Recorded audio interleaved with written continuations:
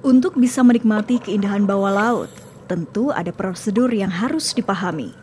Diving tidak sama dengan sekedar berenang di lautan, sehingga jika ingin melakukan diving harus memiliki lisensi menyelam dengan mengikuti program sertifikasi. Setiap organisasi atau lembaga yang mengeluarkan lisensi menyelam yang diakui secara internasional memiliki jenjang sertifikasi yang berbeda. Namun umumnya, jenjang sertifikasi tingkat open water, advance, rescue, master, dan instructor.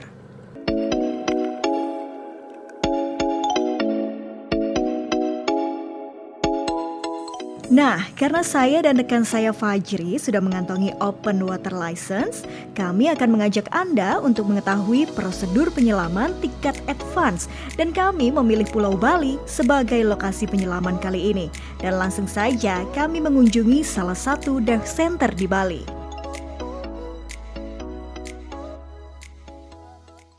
Wisata selam itu ada unsur rekreasinya, kemudian juga ada unsur bagaimana kita mengajar para diver itu untuk menikmati di bawah laut sambil menjaga kelestarian lingkungan, dan juga ada faktor kesehatannya juga gitu loh. Jadi hampir didapat semua, sebuah aktivitas yang bikin senang dan bikin sehat gitu. Jadi saya rasa diving akan terus maju.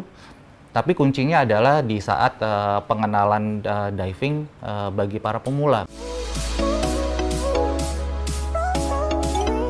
Beberapa hal dasar harus sudah dipahami ketika akan menyelam, seperti alat-alat yang digunakan maupun teknik yang pernah diajarkan pada jenjang open water, seperti prosedur entry, teknik pernapasan, ekualisasi, teknik berenang, hand signal, mask clearing, regulator recovery, regulator perk, dan penurunan, kedalaman, dan pendakian. Namun, untuk sertifikasi diving tingkat lanjut, ada beberapa skill yang harus dipelajari. Kan kita belajar 5 specialty ya. Kita melakukan 5 diving, 5 dive. Itu navigation, deep dive, night dive, wreck dive, dan drift dive ya.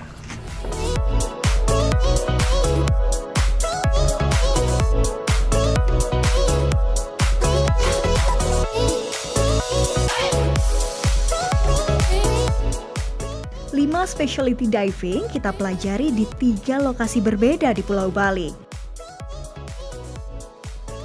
2 specialty wajib yaitu deep dive pada advance bisa mencapai kedalaman 30 meter dan kita akan belajar langsung tentang tekanan, perubahan warna, dan narkosis nitrogen. Juga belajar navigasi bawah air.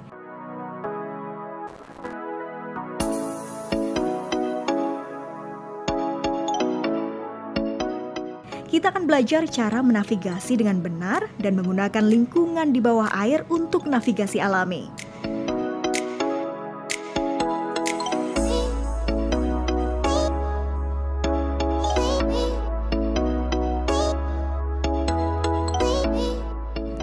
Kita juga mencoba night dive di Padang Bay, wreck dive di Tulamben, dan meningkatkan buoyancy performance di beberapa diving spot berarus di Nusa Penida.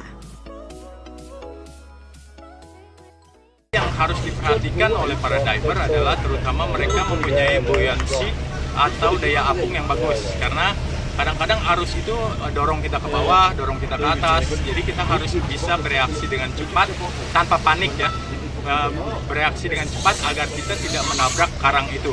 Kalaupun harus memegang, kalau misalnya karena kita harus melawan arus yang keras, kita emergency situation, kita harus pegangan sama karang, cari karang yang memang benar-benar agak rusak. Jadi kita jangan pegang karang yang masih bagus, karang yang lunak, supaya kita bisa melawan arus atau melakukan suatu hal yang emergency untuk menyelamatkan diri sendiri.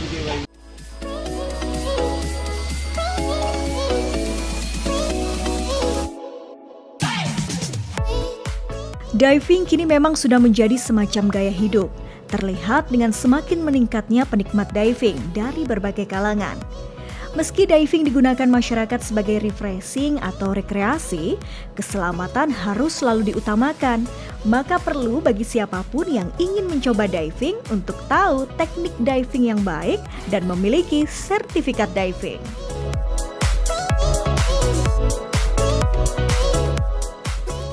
Jadi karena memang kita mengambil advance license, Iya. jadi paling tidak kita harus menyelesaikan 5 kali dive, 10 band sudah untuk rank Iya. poinnya ya, dan juga di dive-nya kita sudah selesaikan, kemudian night dive-nya juga kemarin di Padang Bay, Iya. itu bisa berbeda juga ya. Berarti kita sudah resmi menjadi advance open water. Wih, nah jadi kalian semua yang mau diving pokoknya harus buat sertifikat supaya kita bisa sama-sama lihat keindahan biota bawah laut surga Indonesia. Sampai jumpa.